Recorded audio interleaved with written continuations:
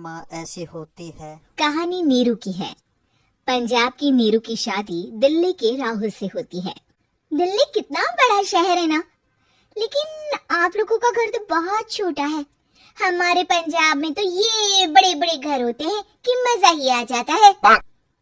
कोई बात नहीं नीरू, मैं भी तुम्हारे लिए बहुत बड़ा मकान बनाऊंगा बहुत जल्दी। नीरू के पिता जहाँ पंजाब के जाने माने व्यापारी थे, वहीं उसका पति राहुल दिल्ली में एक सिंपल नौकरी करता था।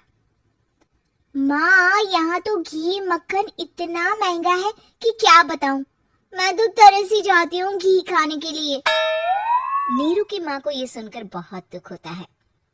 मेरी बेटी को घी नसीब नहीं हो रहा है और ये बहू यहाँ बैठकर घी में शक्कर डाल रही है। देख वनिता, मैं साफ कह रही हूँ, इस घर में जितना घी आएगा उतना ही मेरी बेटी के घर दिल्ली भी जाएगा। अरे ये क्या बात होती है माँ जी? बेटी का उतना ही करो जो अच्छा लगे। अब क्या मायके से घी और मक्खन तक की सप्लाई करोगी आप? हाँ, मेरी बेटी किसी चीज को तरसे मुझसे बर्दाश्त नहीं होता। अब क्या था, नीरू के मायके में 2 किलो घी आता तो 2 किलो दिल्ली जाता नीरू के पास। एक दिन, माँ बड़ी गर्मी पड़ती है दिल्ली में।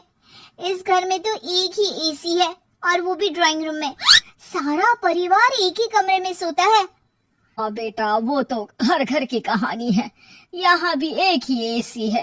अरे बिल इतना आता है कि क्या बोलूं। तभी वहाँ राकेश आ जाता है। माँ, थोड़ी देर में यहाँ कुछ प्लम्बर आएंगे मेरे कमरे में एसी लगाने। जरा ध्यान से लगवा देना ना माँ। ओए, ऐसे कैसे तेरे कमरे में एसी लगेगा? हाँ हाँ राकेश, एक बार बात तो कर लेता। अरे पापा, वो वनिता को गर्मी में नींद नहीं आती। ड्राइंग रूम में सबके साथ सोने में वो अनकंफर्टेबल है, इसलिए। अरे पूरे परिवार के साथ वहाँ तेरी बहन नीरू भी तो सोती है। वो नहीं हो रही क्या अनकंफर्टेबल? समझ रहा है ना? अगर एसी लगेगा तो एक दिल्ली में तेरी बहन के कमरे में भी लगेगा, तभी तू लगा सकेगा। राकेश वनिता को सारी बात बताता है। वनिता करती भी क्या, मन मारकर बैठ जाती है। माँ, ये लोग ठीक नहीं है, क्या करूं मैं? अरे बेटी, यहाँ आ जा, तू यहाँ आकर रह ले। अरे छोड़ दे ऐसे पति को। कैसे छोड़ दूं माँ? समाज क्या कहेगा, लोग क्या कहेंगे? वैसे भी मेरा एक बेटा है मयंक। अरे हटा बेटा, तेरी उम्र ही क्या है, इतनी परेशान रहेगी तो काम कैसे चलेगा। खैर, बात आई गई हो जाती है। माँ को लगता है कि नीरू ठीक है, तो वहीं नीरू के मन में एक ही लाइन चल रही होती है, यहाँ आजा। माँ ने तो बोल ही दिया है कि यहाँ आजा। बस मयंक थोड़ा सा बड़ा हो जाए, इन गरीबों को छोड़कर मैं वापस माँ के पास ही चली जाऊंगी। वो इसी सोच में बाजार में चल रही थी कि मैम, आपका दुपट्टा जमीन को छू रहा है। नीरू जैसे ही उस लड़के की तरफ देखती है, देखती ही रह जाती है। हाय रे, कितना सुंदर लड़का है ये। अब क्या हुआ? मैंने कहा आपका दुपट्टा। तो खुद ही उठा कर दे दो ना। लड़का समझ जाता है कि नीरू उस पर फिदा हो चुकी है। वो उससे उसका नंबर लेकर चला जाता है। अब क्या था, नीरू और रोहित में लगातार बातें होने लगती है। मैं हरियाणा का रहने वाला हूँ, यहाँ एक बड़ी कंपनी का मैनेजर हूँ। अच्छा, और कितने बच्चे हैं तुम्हारे? बच्चे? अरे मेरी तो शादी भी नहीं हुई है। तुम बताओ, शादी करोगी? नीरू शर्मा जाती है। अब लेकिन मैं तो पहले से ही शादीशुदा हूँ।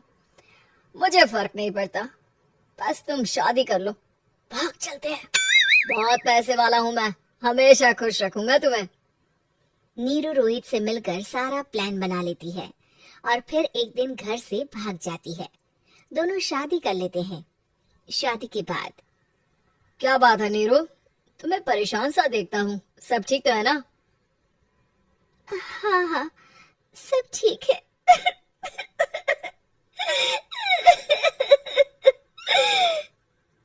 ये कहते कहते ही वो रोने लगती है। अरे क्या हो गया, रो क्यों रही हो? मैंने तुमसे एक बात छुपाई है। और वही बात अब मुझे परेशान कर रही है। रोहित, मेरा एक बेटा भी है, उसका नाम मयंक है। क्या बात कर रही हो? ये तुमने मुझे पहले क्यों नहीं बताया? देखो नीरू, मेरी माँ को मैंने ये नहीं बताया है कि तुम शादीशुदा हो। बच्चा मैं मैनेज नहीं कर पाऊंगा। नीरू को समझ में नहीं आता कि वो क्या करे। तुम उस बच्चे को अपनी माँ को क्यों नहीं दे देती? नीरू चुपके से माँ को फोन करती है।